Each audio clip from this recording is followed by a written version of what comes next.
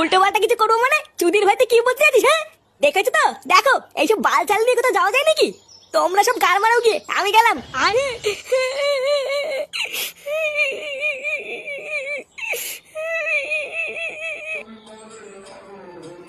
কি ব্যাপার বলতো, শ্রাদ্ধ বাড়িতে লোকজন ভরে গেল, খাওয়া দাওয়া শুরু হয়ে গেল, কিন্তু এখনো ফুটো চুদমাইটা আসছে না কেন?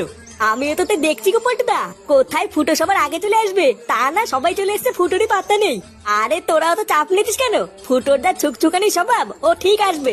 হ্যাঁ আসবে সেটা আমিও জানি, কিন্তু কখন আসবে সেটাই দেখার। এ কি রে বড়া, তোরা সবাই এখানে দাঁড়িয়ে আছিস কেন? ভিতরে কি কেউ কাজ করছিস না নাকি? ওরা আমাদের কাজ করতে করতে গাড় ফেটে গেল, আর তুই শেষ পাতে এসে কাজের খোঁজ নিচ্ছিস? আগে বল, এতক্ষণ তুই ছিলিস কোথায়? এত দেরি হলো কেন তোর? আর বলিস না তো, ফাটার জন্য ভূতের বাল দেরি হয়ে গেল।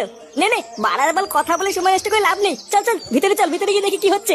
সবাই ঠিকঠাক খাচ্ছে কিনা তোরা গিয়ে দেখে আগে যা, আমি একটুখানি রান্নার ওখান থেকে ঘুরে আসছি।